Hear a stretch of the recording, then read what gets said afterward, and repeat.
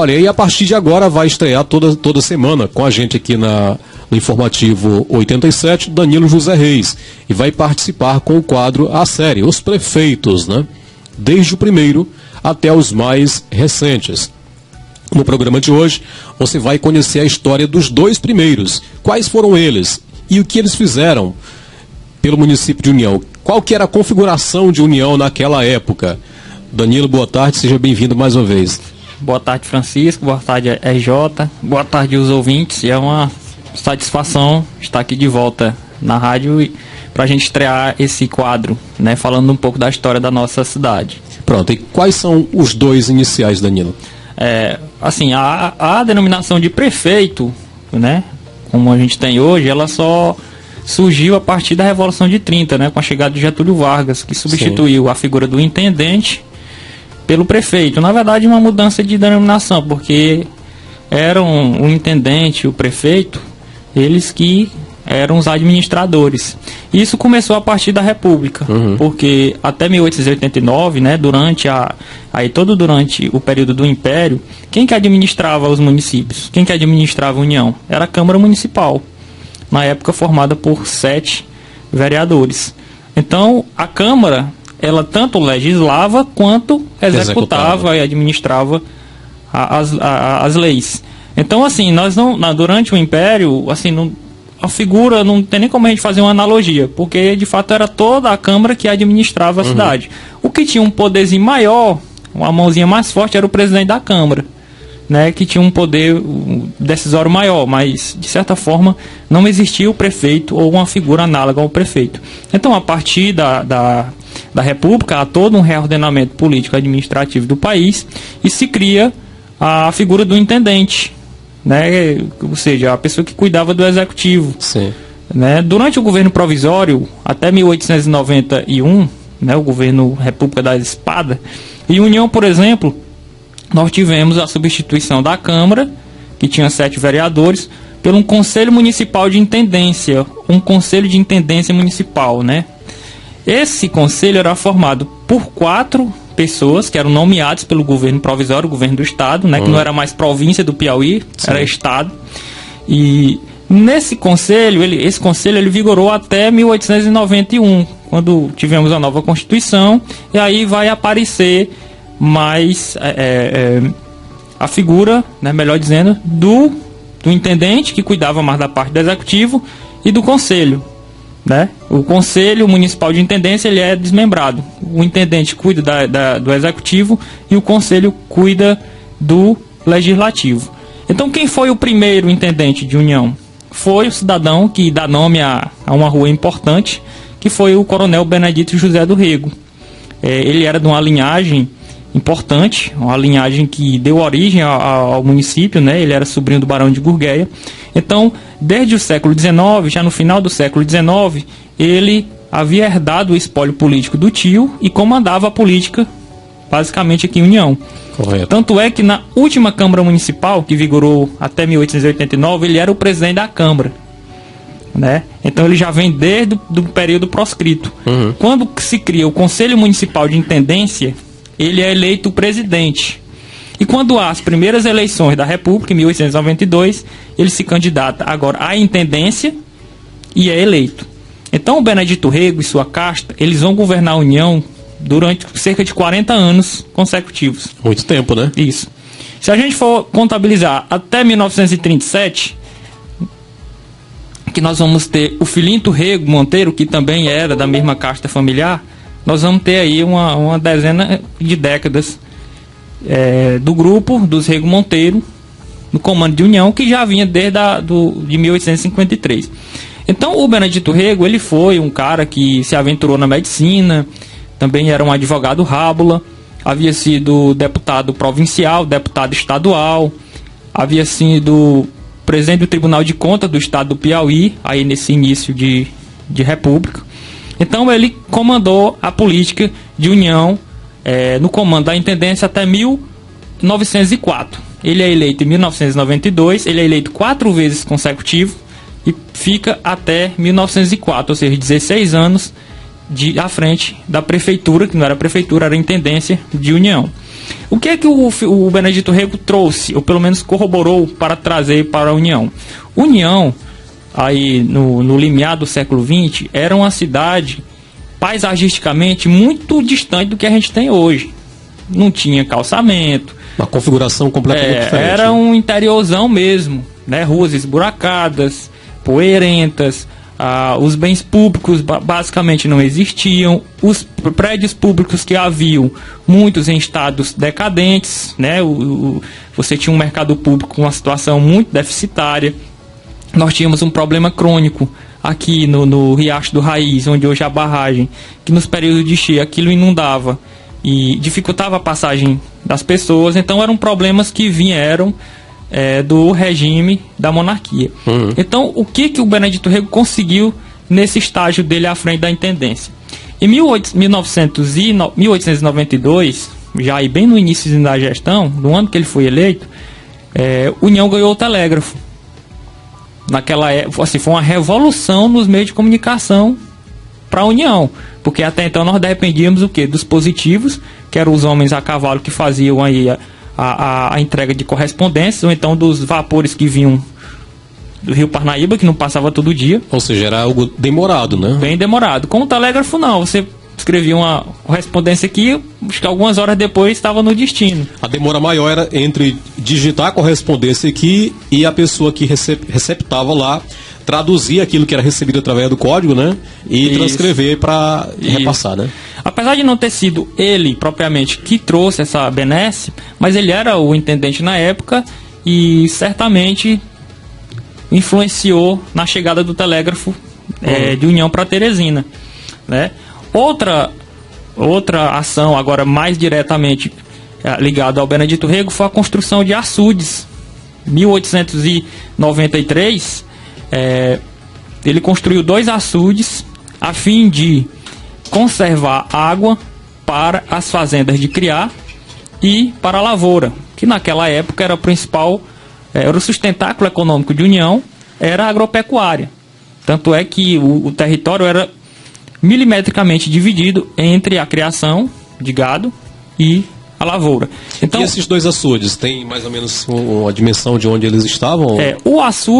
O primeiro açude foi o açude do Junco, nessa região aqui de Soledade, de Volta dos Cadetes.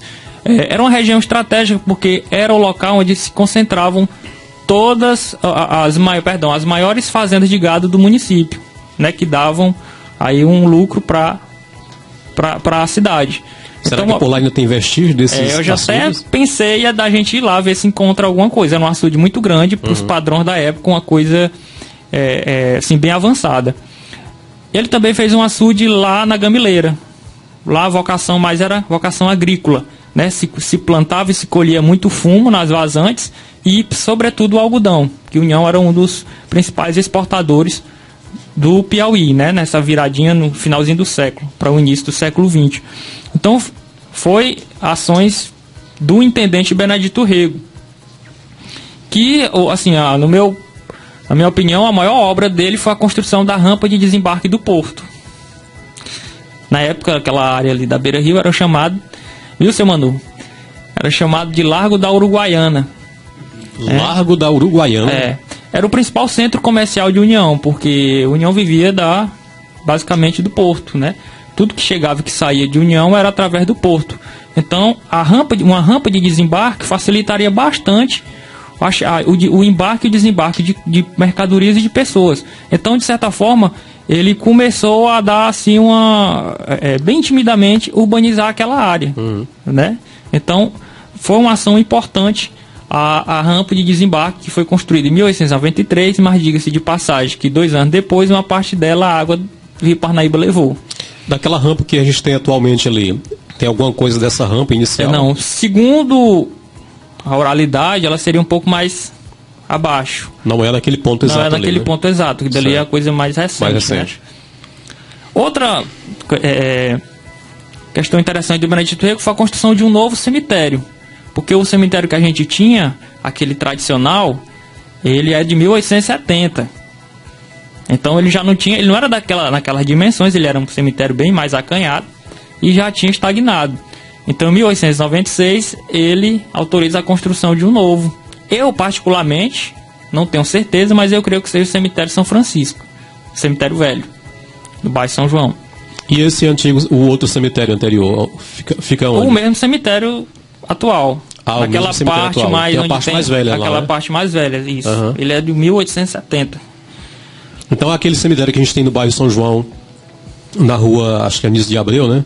Se eu não estiver enganado. É Anísio de Abreu mesmo. Isso. Aquele ali, ele não é o primeiro. Tudo indica que ele não seja o primeiro. Tanto é que as pessoas que estão lá sepultadas, todos morreram após esse período aí de república. É Benedito Rego, é Benedito Rego Filho, é Agnello Sampaio.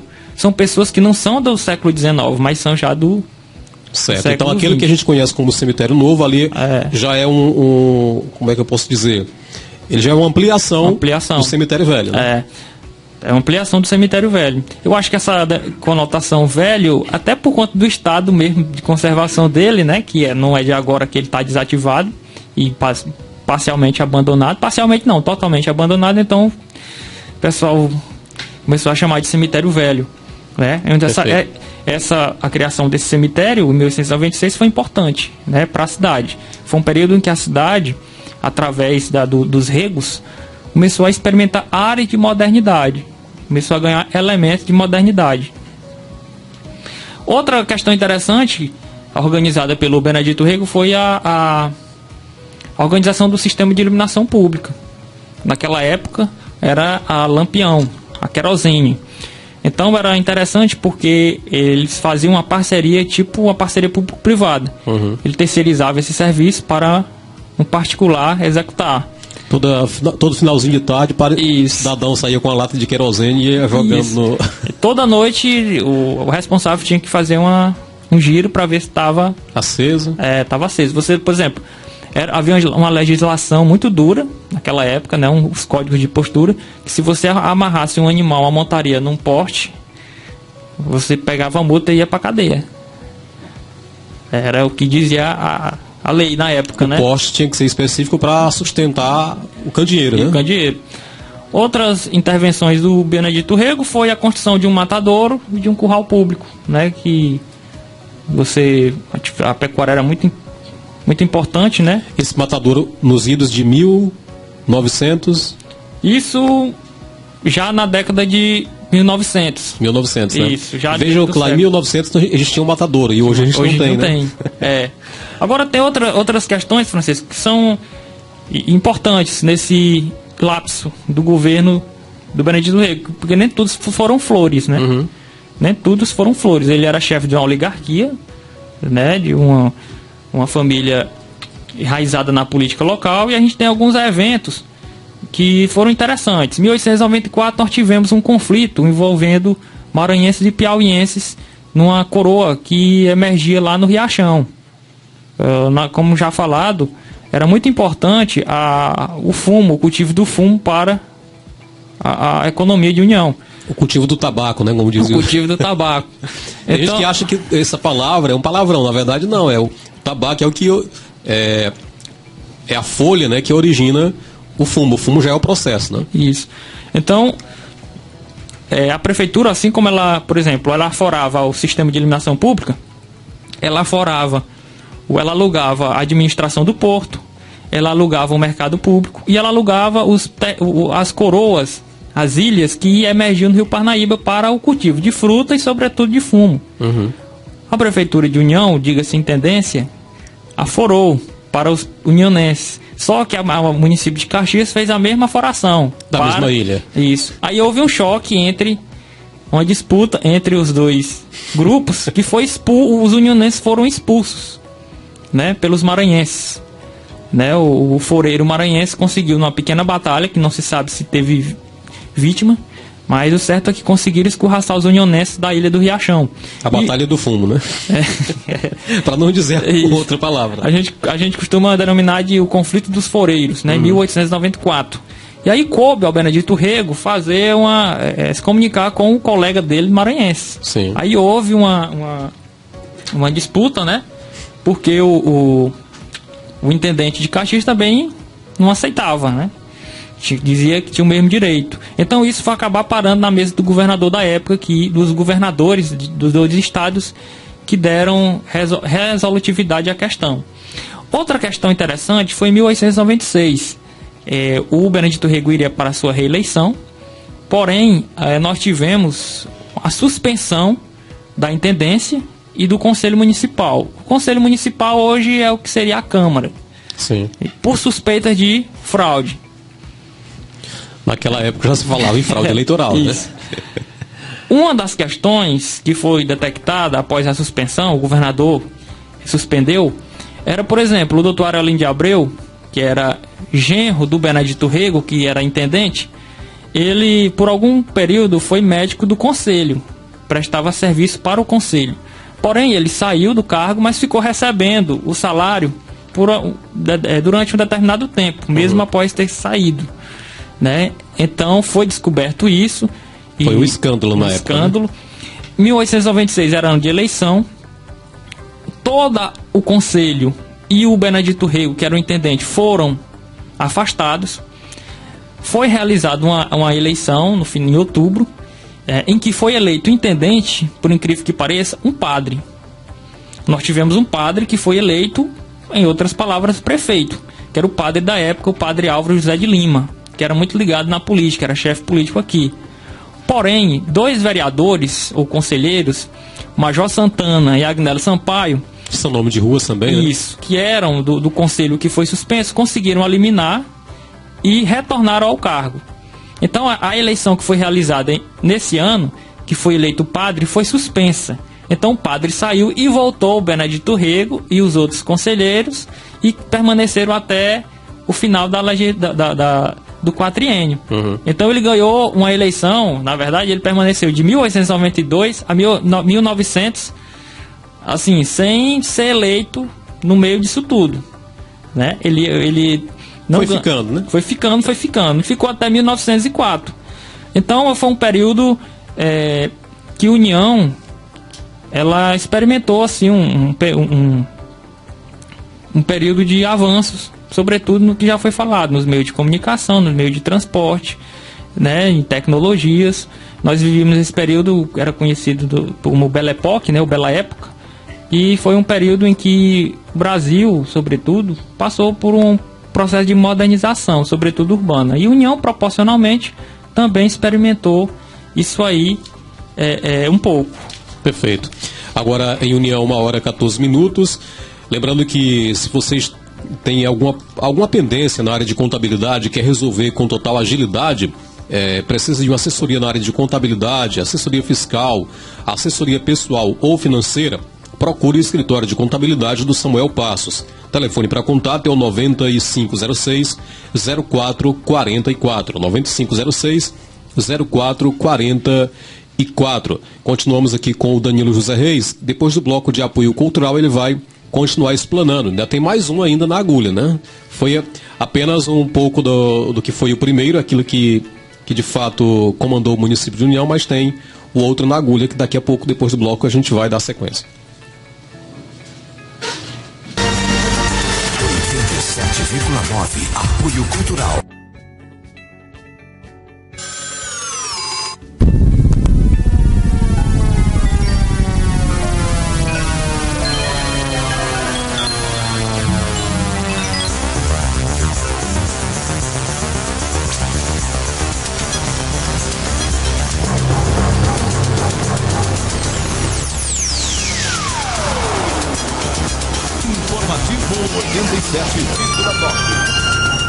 Agora em União, 1h17. Olha, no decorrer aí da participação do Danilo, ele falou que o Benedito Rego, né, ele era o advogado rábula, né? E essa expressão pode muita gente entender que seja um palavrão. Na verdade, não é um palavrão. É simplesmente aquela pessoa que advogava, mas não tinha formação na área, né? Ou seja, ele era uma espécie de advogado provisório, vamos dizer. Não tinha a OAB, portanto, não é palavrão não, viu, gente? É simplesmente algo relacionado àquele que não tinha a formação acadêmica na área. Bom, mas vamos prosseguir, devolver a palavra ao Danilo, que ele vai dar prosseguimento à explanação aqui do primeiro episódio da série Os Prefeitos. Danilo, é com você. Então, Francisco, depois que o Benedito Rego aposentou o bastão, tirou a bunda da cadeira da intendência, né? Já bastante quente, depois de 16 anos, ele passou para o seu filho, Benedito José do Rego Filho, que dá nome a alguns logradouros aqui da cidade. Ou seja, é como se a União fosse uma capitania hereditária, né? Isso, basicamente era, né? Nesse período, durante toda a Primeira República, ela foi dominada pelo agrupamento dos Regos, né? Então, em 1908, o Rego Filho, uma pessoa já bastante influente, muito poderoso politicamente, assumiu a intendência, né? Foi eleito. Porém, tem um detalhe. O Rego Filho, ele foi eleito 3 vezes para a intendência e uma vez para o conselho. Então, ele permaneceu aqui,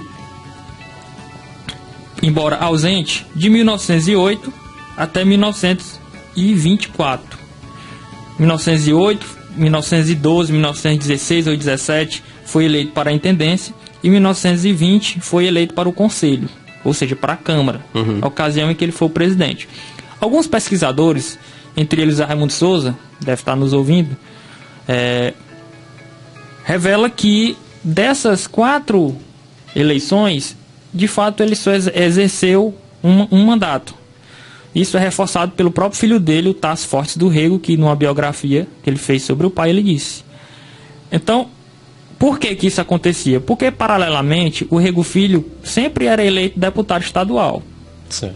Então, ele era eleito aqui intendente, deixava a vaga para o vice e ia para a Assembleia Legislativa. Ou seja, não ficava vacante o cargo não, Isso. Né? Só que ele comandava tudo.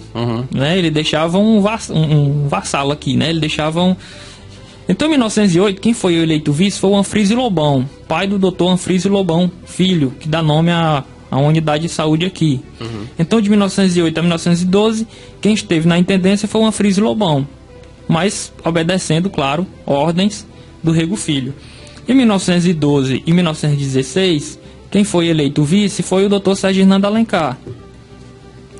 Então, foi um período, o início do século XX em União, foi um período de economia muito promissora, através do recolhimento de impostos, né?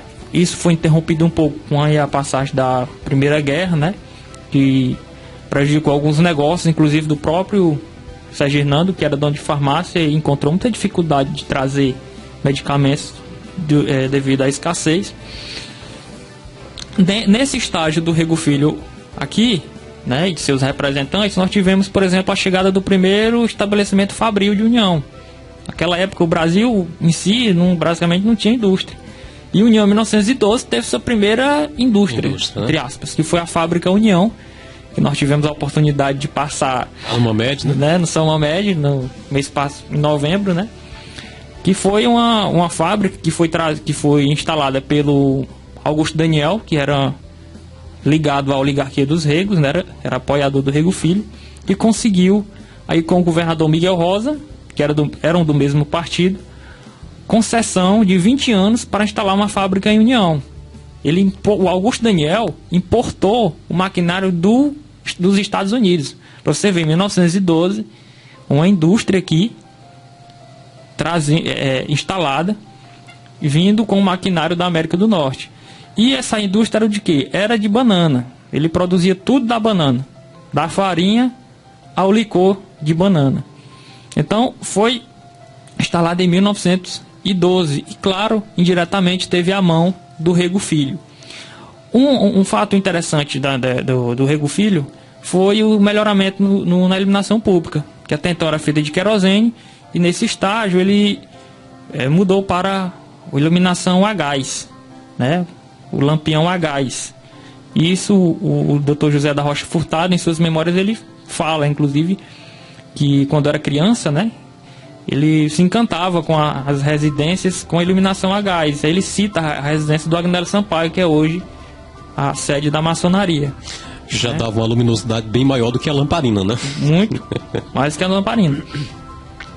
Então, o interessante, alguns fatos marcantes desse período em que o Rego Filho esteve comandando aqui, foi a perca do município de Miguel Alves, né, que era o principal celeiro agrícola de União.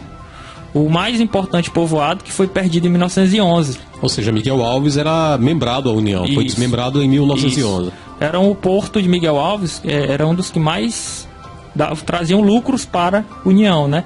E espernearam, o conselho e a intendência tentaram mudar os limites, né? E um pouco de inconformismo, mas teve esse fato. Também a Primeira Guerra, né? Que teve a crise aí de desabastecimento, por exemplo, de alguns comerciantes, sobretudo Sérgio de Alencar. Nós tivemos em 1912 a criação do Centro Agrícola Davi Caldas. Foi quando o povoado teve esse nome, Davi Caldas. Um projeto do governo federal, né, projeto de colonização para acolher os flagelados que vinham das secas, né, aproveitar a mão de obra lá e colonizar aquela área. Principalmente cearenses, né? Sobretudo cearenses, né? E nós tivemos em 1916 a chegada de jornais impressos. Em 1905 nós tivemos o nosso primeiro jornal, que foi o Uniense, que era do Rego Filho, né? Em 1916 nós tivemos o Vim Vim, que era do Fenelon Castelo Branco, o Estanhado, que era do Agnello Sampaio, e o Gavião, que era do Rego Filho. Rapaz, tudo isso. Isso. O Vim Vim e o Estanhado eram do Fenelon e do Agnello e tinham como missão combater a oligarquia dos Regos, que eles eram inimigos. Rego Filho era inimigo do Fenelon, tornou-se inimigo do Fenelon e do Agnello Sampaio. Só que em paralelo a isso, o Rego Filho, para não ficar para trás, criou o Gavião, com o objetivo de devorar o Vim Vim e o Estanhado. Literalmente. Literalmente. Então, foram 16 anos também de Rego Filho aqui, né? Então, somando com o pai, dá quase 40 anos. Porém, no próximo episódio, nós vamos falar dos 2 outros intendentes, né, desse período, que é o da República Velha, que também foram indicados pelos Regos, pela oligarquia dos Regos, né, do agrupamento dos Regos.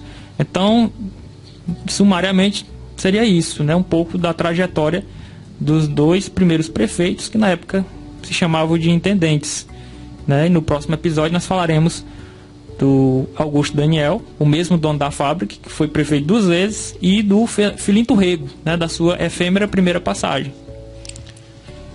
Bom, então na próxima quinta-feira, Augusto Daniel e Filinto Rego, né? Filinto Rego, que é justamente aquele que deu origem ao colégio, o nome do colégio Filinto Rego, né? Isso. Ok, Danilo, obrigado pela participação. Então na próxima quinta-feira a gente se encontra no mesmo horário. Pronto, eu que agradeço a todos os ouvintes aí a paciência. Muito obrigado mais uma vez. Assim,